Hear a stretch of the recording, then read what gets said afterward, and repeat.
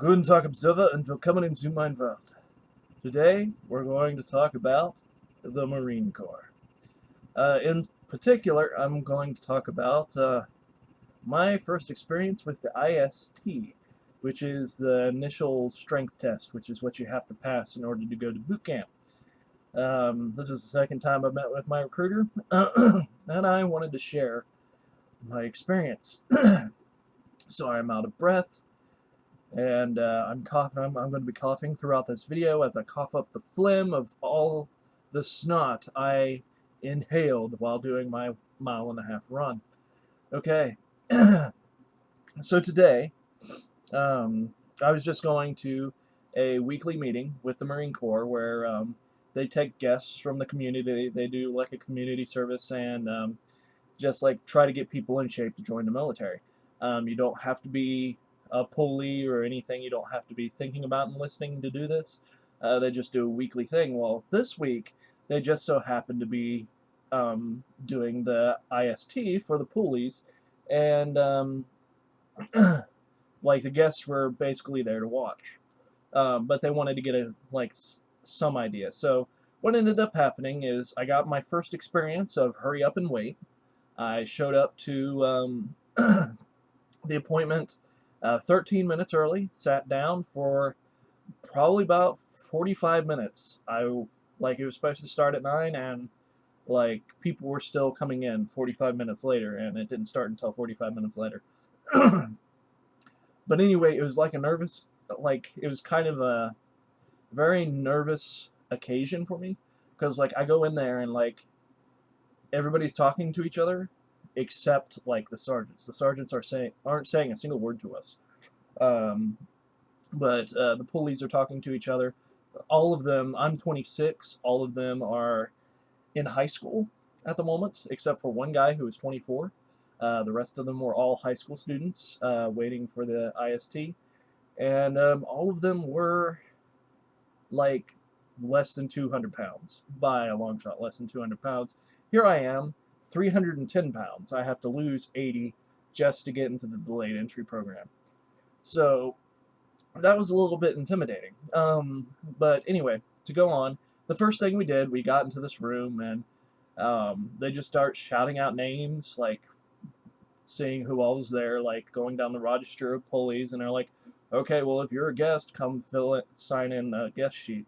And then they start making us do pull-ups, and like every time somebody goes up to do a pull-up, they had to bang on the door 3 times and yell, pulley, last name, sir. And then they'd have the sergeant would be like, okay, get up on the bar.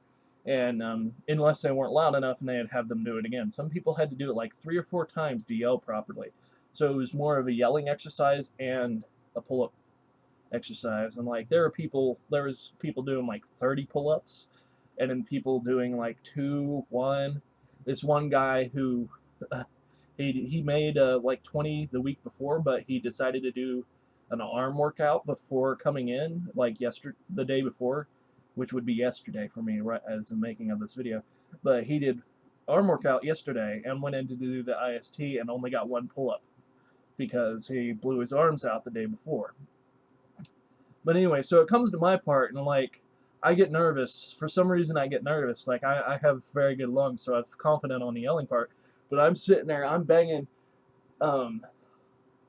guest Hodge, sir. Like I'm sitting there banging the door as I'm yelling instead of banging and then yelling.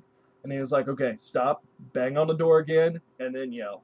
And I did that. And then I forgot to say, he told me to get up on the bar, and I forgot to say, sir, yes, sir.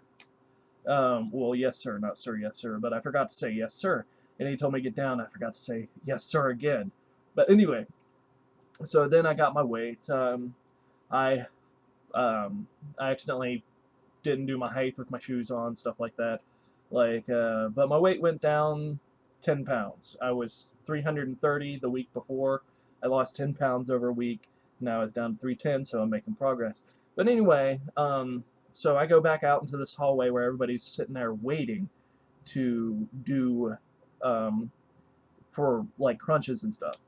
And then all of a sudden, they call in 6 into a room. More like it was like 7 or 9. something actually around that number.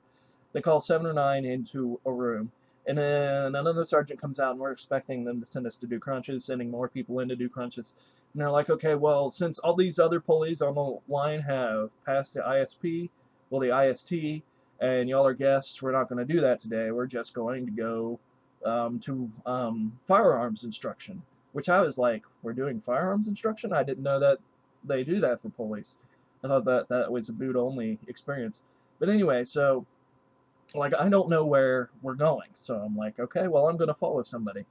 And so I decide to follow this car.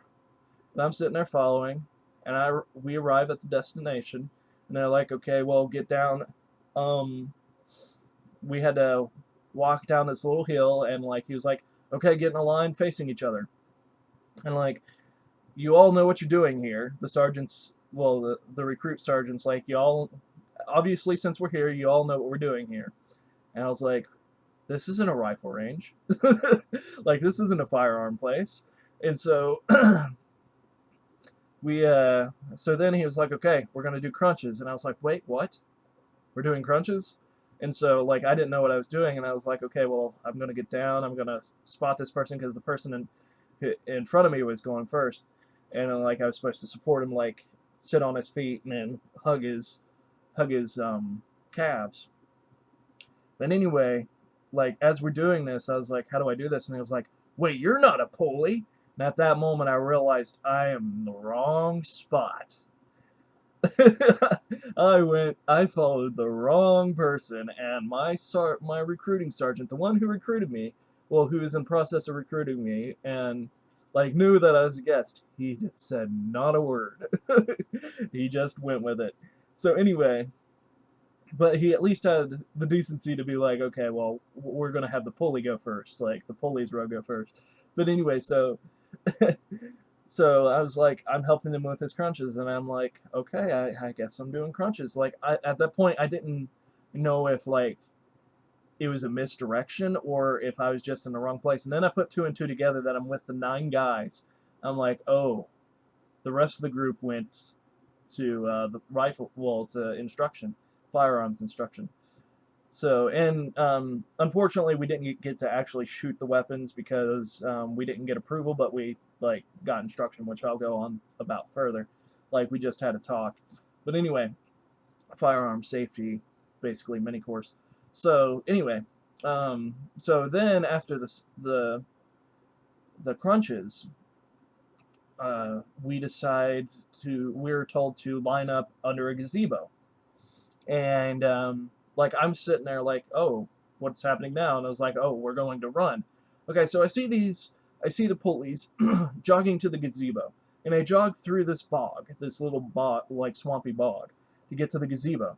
And as I'm sitting there, I was like, okay, well, I'll follow them, and I start jogging behind them, and they're like 150 pounds, and they're able to jog right through the bog. I step 1 foot into the bog and lose my shoe. And I have to actually, like, forcefully grab the shoe and deadlift it out of the mud. And then I start jogging again and lose my other shoe, and I have to pull it out. And then I was like, okay, I got mud in my sopping wet shoes. I was like, okay, I'm running this 1.5 miles without shoes. Okay, so we line up to run, and I'm like nervous because I'm 310 pounds. I have not run before this moment. Like I used to jog 3Ks back when I was like 22, and I'm 26 now. So like 4 years ago, I was jogging 3Ks, but I've been inactive since then. So I was like nervous, and like, I didn't know if I had asthma or not. I was suspected to have asthma when I was a child. It wasn't diagnosed, but I was suspected of it, so I didn't know if I had asthma or not. So I was like really nervous whenever we went to run. So he was just like, okay, we got into line, and he was like, ready, set, go. And then we all started running in a group this 1.5 miles. Now, to my surprise, I was actually outrunning them. Like, I was capable of outrunning them. Unfortunately, I couldn't get past the herd to outrun them, but I was actually outrunning them for the first 1/4 mile. But then I started having pain shoot down my right side of my lung, and I had to stop and walk. And so I started walking, and then after a little while, I hear the sergeant yelling behind me, "Get your fat ass moving."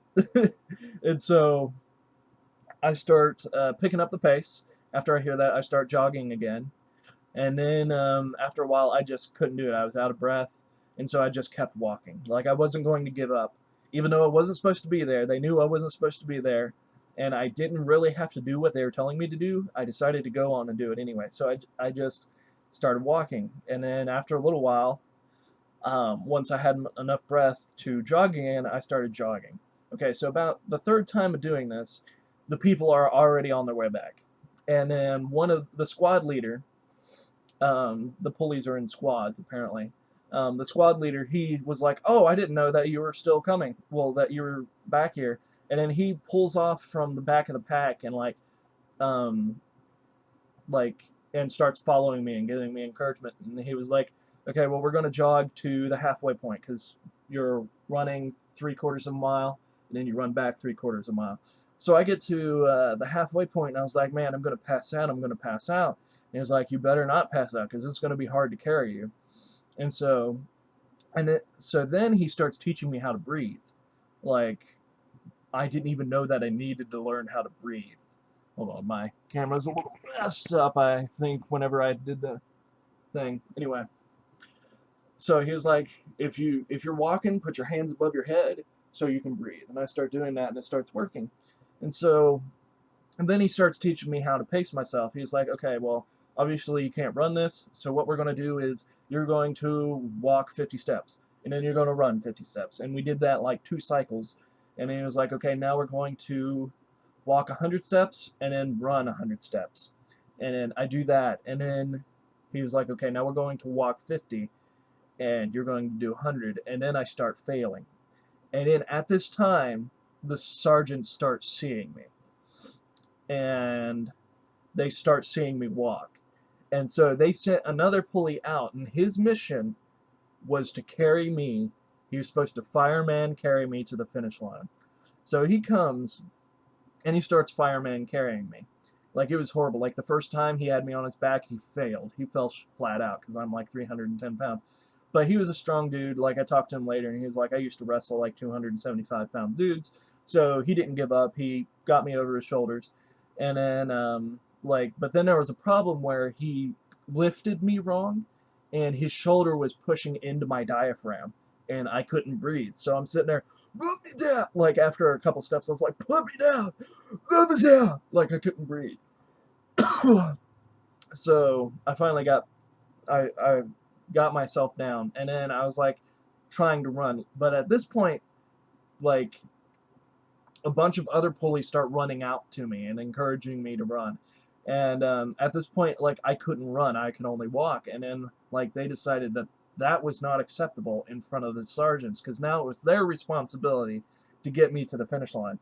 And so, like, they grabbed my arms, each person on each arm. Like, they grabbed my arms, put it in front of my body, and then, like, one person had like an arm here, and then another on my back, and on both sides. And then there was a guy dedicated to pushing me from my back, and they're pushing me to run. Like, they're pushing me to run, and I'm sitting there, and I'm having problems breathing. But I wasn't having shortness of breath as if I had asthma.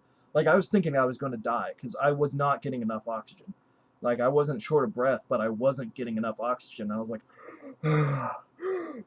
like, taking as deep a breath as possible. And they're sitting there shouting, "Sprint, man, sprint to the finish, sprint to the finish. You'll be over soon if you sprint." And I'm sitting there and I'm like, my legs aren't listening to me. Like, I wasn't going to scream out that I can't. Like, I wanted to scream out that I can't. But it wasn't that I can't. I was trying, but my legs weren't listening. And then out of nowhere, like, while they're doing that, I breathe in, and then all of a sudden, like, I feel my lungs open up bigger than they had before. Like, it felt like there was a fourth of my lungs that I had never used before in my life just opened up, and I was able to breathe. Unfortunately, my legs still weren't listening to me. Like, I kept telling them to sprint, but my legs wouldn't listen to me. But I was able to get to the finish and I was breathing better than I was earlier. And like right now, like I'm still trying. Like I can. It takes a lot of energy to get to that extra breath that I discovered. But it was definitely like in a video game, like you have like your level 1 character and then all of a sudden you're level 2 and you have more capabilities. Like that's what it feels like. I have like 25% more lung capacity just from this experience. And after that, um, I get the nickname of no shoes or shoeless. I can't remember if it was no shoes. It might have been no shoes or shoeless because I decided to run the mile and a half without shoes on. And it's funny because like here's my socks, like from the gravel and everything is shredded a hole in my socks. Like here's one sock and here's the other one. And here, well, here's my feet. My feet are perfectly fine, except for this one. I sprained my foot last week. So that's another stupid thing. Well, I sprained it 2 weeks ago, so it's still in bandages. Like last week, I couldn't walk, so I was nervous about the run because of that too. But I pushed through it. But anyway, so in regards to that, like my feet didn't get damaged from the run because I had just over the summer I hiked 300 mountains in the 300 miles in the mountains of Colorado on part of my geological field trip. So even though I had boots on, like that gave me extreme calluses. And before that, I was running in socks that if you want to get used to running barefoot, you get a pair of socks and you spray Plastidip on the bottom, so you're rubberizing the bottoms of your socks. You can rubberize your socks so that you have a sole under your socks, and that'll help you run barefoot. But yeah, all the high school students were like, "Holy crap, you ran it barefoot?" And I was like, "Yeah." And but anyway, so we ended up going to the police station. Well, not the police station, but the police firearms training ground, where this vet was, where this veteran was going to be teaching us firearm safety. Like you're not supposed to point a gun at somebody. You're supposed to keep your finger up above. Like I don't have anything pistol shaped on me, but you're supposed to keep your finger above the trigger, like nowhere in like the area that the trigger's in. You're supposed to keep it on the side. He taught us how to load properly, like put the magazine in, come to the top, pull it back, and then like if you have a jam, you go through the same process. Like you don't even have to look at the gun. He was like, you don't even have to look at the gun. You just tap it in case that the magazine didn't feed properly. And then you come over the top and then you pull it back. And if that happens, then like if there's a bullet stuck there or you have a chimney pipe, then that will dislodge the chimney pipe or the extra bullet. Well, the dislodged bullet. My recruiting sergeant, I had a similar issue. Um, like he was teaching us different ways. Like he actually came up and showed us the AR-15, not the actual rifles that we'll be using in boot camp, but he was showing us the AR-15 and all the little buttons on it, and I was like, oh my goodness, what are all these things? Like there's the release. I'm still trying to remember all of it. There's a little thing that you push to make sure that I've never shot guns in my life, so I don't know all the terminology. Stupid of me becoming a Marine, and I don't even never used a gun before. But anyway, so I don't know the parts of the guns yet, but like he was showing us all the different parts, and I was like, okay, this is information overload.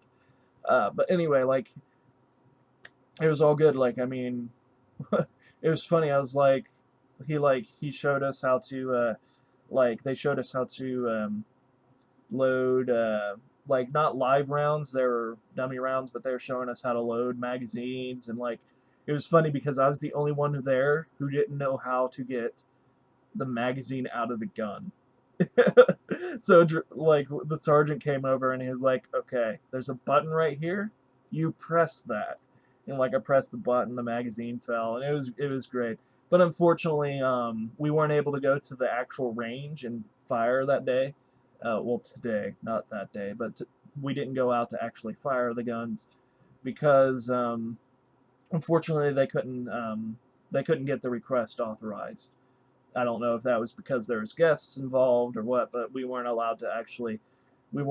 authorized to actually do a live fire practice. So we didn't get to do that, but hopefully in the future we may be able to. But anyway, okay, so after they showed us how to um, like put in all the ammo and everything, and like how to point the gun and stuff, like the basic general safety course, I was finally allowed to pee. I was finally allowed to use the restroom. Like this whole time, I had been needing to use the restroom from the moment after we did the pull-ups. Like I had have to use the bathroom. Like the whole time we were doing crunches, the whole time we ran. Like it wasn't until after we went to church, or it was another thing about the firearm safety thing. It was like going to church.